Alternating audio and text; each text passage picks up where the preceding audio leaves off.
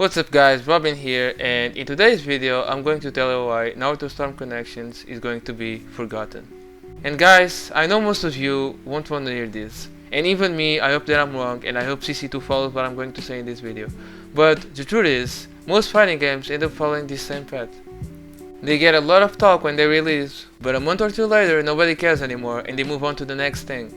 A good example of this is Street Fighter 6. Everybody and their mother was talking about Kami and Yuri because reasons. And now that game is just a fleeting thought, a distant memory of a good time. And if you're out there saying, "Oh, that's not me bro, I still play Street Fighter 6 to this day," good for you man, but the majority of the player base already left for the next dopamine hit. And this is something that's bound to happen to Connections as well. The question is, can we delay it as much as possible? Well, first we have to understand why do fighting games lose players so quickly. And the main reason for that is a high barrier of entry present in most fighting games. Even in Storm 4, a game considered by many a button masher, there are a lot of intricate mechanics like switch jutsu, chakra dash cancelling, ultimate jutsu cancels, etc. And this barrier of entry is especially unforgiving in games that are part of established franchises. If you want to confirm this, just hop on Storm 4. Out of 10 matches you play, at least 7 of them are going to be against an at least competent player. And the point I'm making with this is that the average player in that game now is what we used to call an advanced player back in 2016 when the game first released. And now think that everyone who's on Storm 4 are most likely going to do the transition over to Connections. Bro, the new players have no way of competing. They'll either get clapped until they become frustrated enough to leave the game, or they'll endure and become better, but only a small percentage of them is going to do that. Another problem that plagues fighting games is the slow rate at which content drops. And this is mostly due to the fact that fighting games can't just release new characters out of the blue. They need to make sure that they're balanced and won't change the meta too much. And I'm looking at you, Sasuke supporting Kage. So it's a lot different than just releasing a new skin in Fortnite. And on top of that, if you don't like the character they've released, you basically just waited months for nothing. And don't even get me started on the monetization system that these games employ. Like, I shouldn't have to pay like $5 for every new character that comes out. I've already paid $60 for the game, I should have access to everything it has to offer. But yeah, I know they have to make money with the game and shit, but at least let me grind the character, like, I don't know, make it so you have to play like 1,000 matches to get enough money to buy the character or something.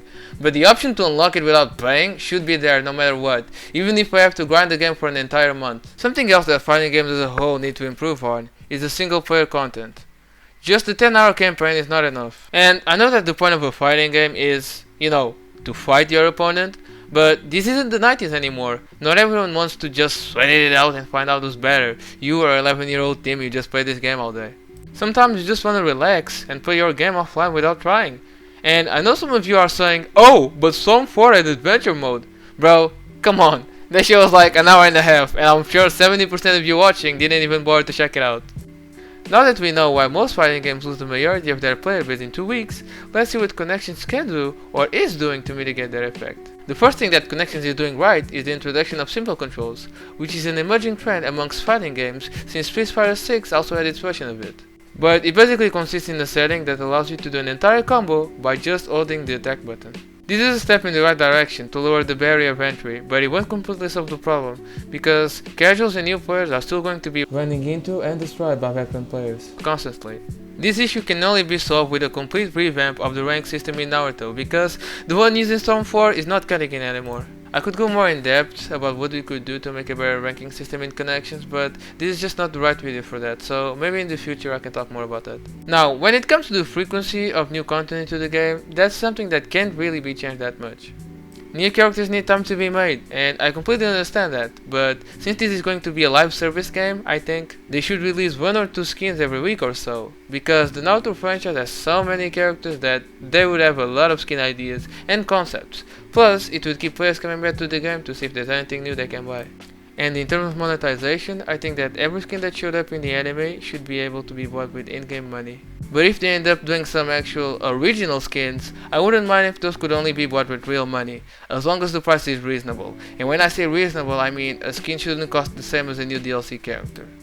We could also talk about new stages to play in, but as long as they have all the locations that were in the previous Storm games, plus some main ones from the Boruto era, I don't really care for them that much, so yeah, that's always more content to keep the community alive. In terms of single player content, I don't really have a definitive answer for that, but I do remember that previous Naruto games used to have minigames.